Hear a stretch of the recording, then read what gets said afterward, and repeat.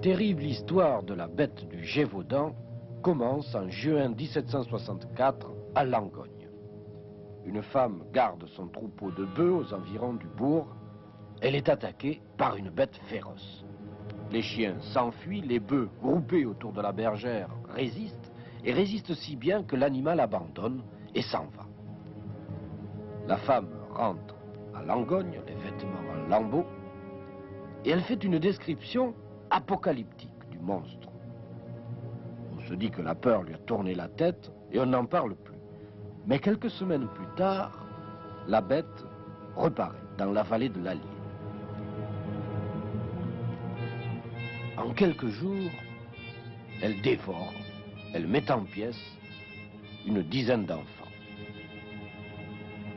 On se dit que ce doit être un loup énorme, ou une bande de loups peut-être, puisque la bête, si bête il y a, attaque presque au même moment, en plusieurs endroits différents.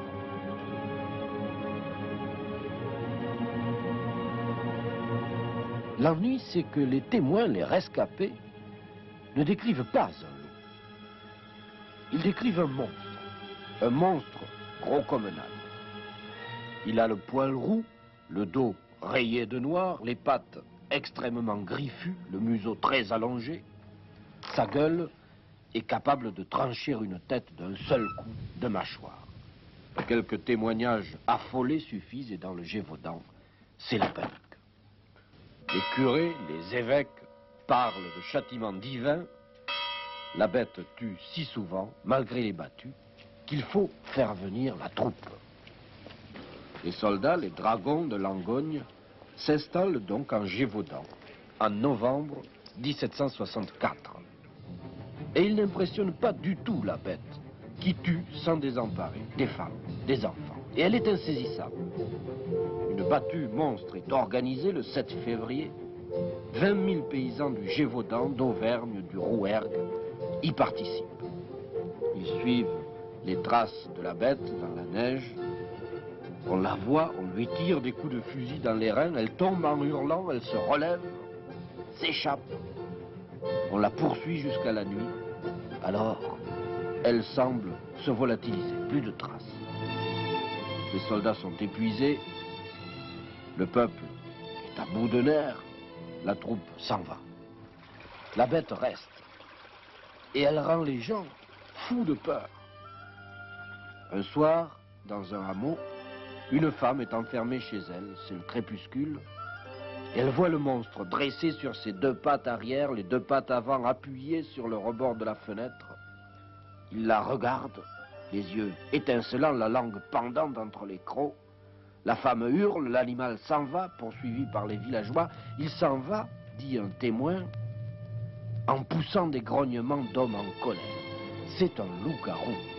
Cette idée fait son chemin, terrifie les gens.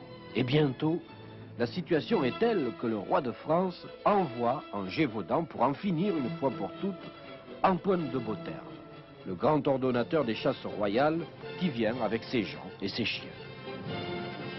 Il n'est pas question qu'il échoue. Le prestige du roi de France est en jeu, il veut faire vite, mais la bête n'a cure de sa présence. Elle continue de tuer, sans désemparer. Alors, comme Antoine de Beauterme n'arrive pas à abattre le vrai monstre, il abat un grand loup, le baptise bête du Gévaudan et le ramène en grande pompe à Paris. Officiellement, la bête est morte, personne n'en parle plus et pourtant, elle continue de tuer. Dans les mois qui suivent, des dizaines d'enfants sont dévorés. Et cela dure jusqu'au 19 juin 1767. Ce 19 juin, 300 chasseurs organisent une battue. Certains ont des fusils armés de balles bénies. On est sûr en Gévaudan que c'est le diable que l'on chasse. L'un des chasseurs, Jean Chastel, est posté sur une colline, son fusil posé sur les genoux. Tout à coup, il voit le monstre courir vers lui. Il épaule, il tire, il étend raide morte la bête du Gévaudan. C'est une étrange sorte d'énorme loup mâle rougeâtre, très différent des loups ordinaires. Alors, les ravages terribles qui ensanglantaient le Gévaudan cessent définitivement. Quelle était réellement cette bête? Un loup particulièrement féroce, sans doute, c'est la thèse officielle. Mais comme il y a des hommes qui sont rois, je crois que ce loup fut la peur majuscule d'un peuple accablé d'oppression et d'obscurantisme. Oui, je crois que les paysans du Gévaudan, au XVIIIe siècle, coincés entre une épidémie de famine et une révolution à venir, ont eu besoin d'extérioriser, d'incarner leur panique. Ils l'ont fait, ils l'ont nommé bête du Gévaudan, mi-bête, mi-rêve, un vrai monstre.